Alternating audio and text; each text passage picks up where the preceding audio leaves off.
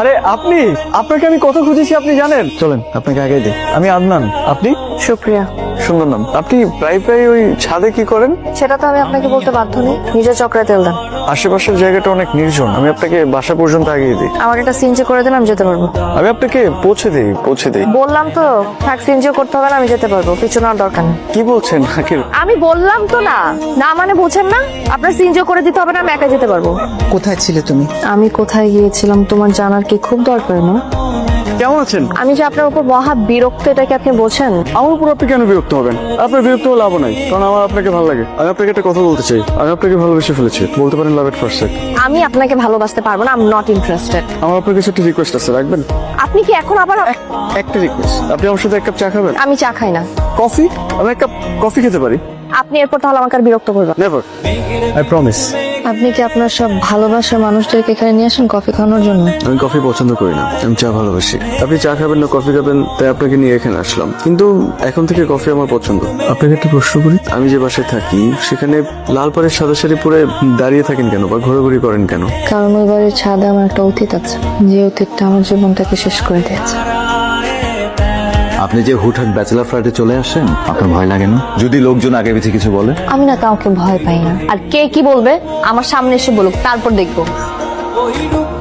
আমার কিন্তু একদমই আর ভালো লাগছে না, চলো না বিয়েটা করে ফেলি। মাস্টার্সটা শেষ করি। তাহলে প্রেমটা মাস্টার্সের পরেই করতে, এখন কেন মাস্টার্সের দোহাই দিয়ে বিয়েটা করতে চাচ্ছ না? কালকে আমার বান্ধবীর ছেলে, ও আমেরিকাতে ব্যবসা করে, তোমাকে দেখতে আসবে, পাকা কথা দিয়ে যাবে। মা তুমি মনে হয় ব্যাপারটা এখনো বুঝতে পারোনি, আমি কিংসুককে ছাড়া অন্য কাউকে বিয়ে করার কথা চিন্তাও করতে পারি না।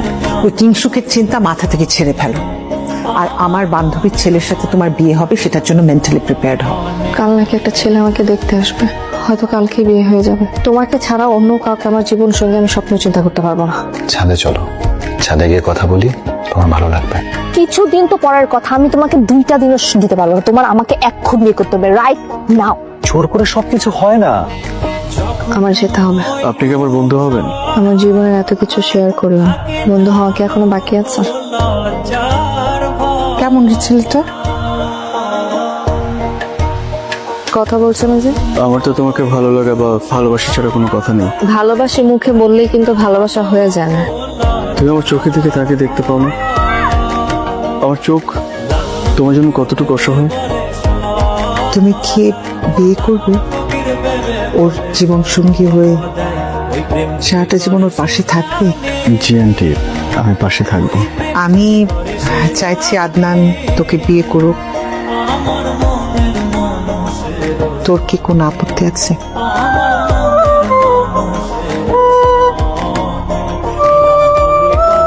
ওর আপত্তি নেই আমি জানি, তোর কি আপত্তি আছে?